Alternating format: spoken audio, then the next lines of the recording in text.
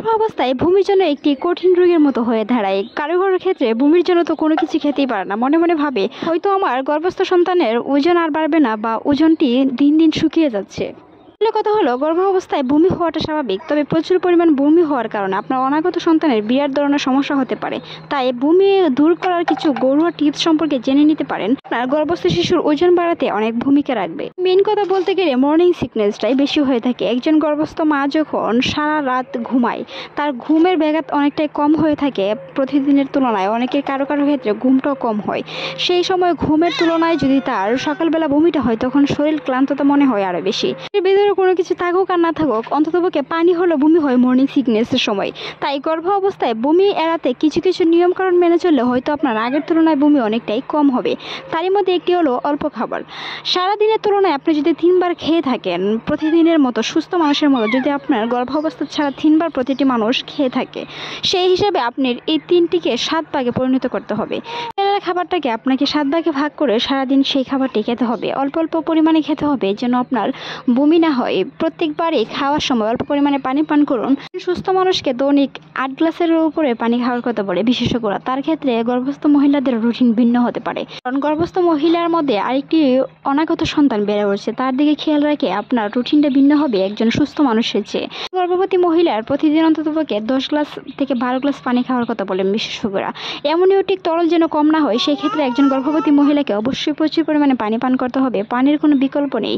তবে মনে রাখবেন, পানি প্রচুর পরিমাণে খাওয়ার পর যদি আপনার বমি হয়, সেই হিসেবে আপনি সাথে লেবু মিশিয়ে খেতে পারেন। হালকা চিনি কম দিয়ে লেবু চিপিয়ে খেতে পারেন। যদি সেটিও ভালো না লাগে, বিভিন্ন ধরনের স্যালাইন গর্ভবতীদের দেওয়া হয় থাকে পানির সাথে মিক্স করে বিভিন্ন ধরনের গ্রান ফ্লেভার দিয়ে খাওয়ার জন্য, সেগুলো ডক্টরকে বলে খেতে পারেন। তবে মনে রাখবেন, প্রেসক্রিপশন কিংবা আপনার গাইনোকোলজিস্ট বিশেষজ্ঞ কোনো ডক্টর ছাড়া কোনো ধরনের অ্যান্টিবায়োটিক ওষুধ বা স্যালাইন খেতে যাবে না, যেটি আপনার গর্ভপাত পর্যন্ত ঘটাতে পারে।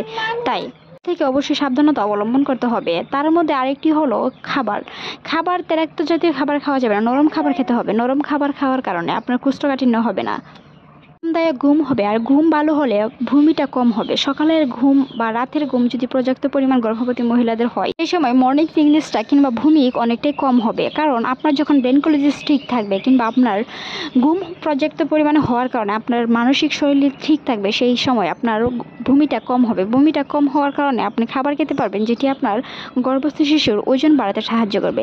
গর্ভস্থ শিশুর ওজন বাড়াতে প্রচুর পরিমাণে ক্যালসিয়াম, আয়রন এগুলো খেতে হবে। রোগ এবং যে কোনো সমস্যার কথা আপনার বিশেষজ্ঞকে খোলামেলাভাবে বলতে হবে। এই প্রেসক্রিপশনের ওষুধ ছাড়া কোনো ধরনের অ্যান্টিবায়োটিক ওষুধ খাওয়া যাবে না, যেগুলো আপনার গর্ভপাত হতে পারে। এমনকি প্রতিবন্ধী শিশু হওয়ার ঝুঁকিটাও অনেক বেশি থেকে যায়। তাই মর্নিং সিকনেস কমাতে বিভিন্ন ধরনের বমির ওষুধ পাওয়া যায়, সেগুলো এড়িয়ে চলতে হবে।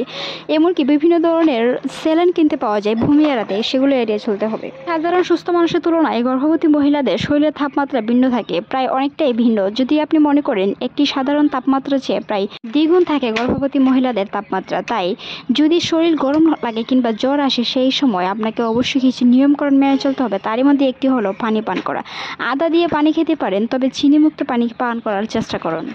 ডেলিভারি চাইলে এই নিয়ে টিপস ভিডিও আমাদের চ্যানেলে অসংখ্য আছে, চাইলে ভিজিট করে আসতে পারেন। আর এরকম অসংখ্য ভিডিও পেতে আমাদের চ্যানেলটি সাবস্ক্রাইব করার অনুরোধ রইল।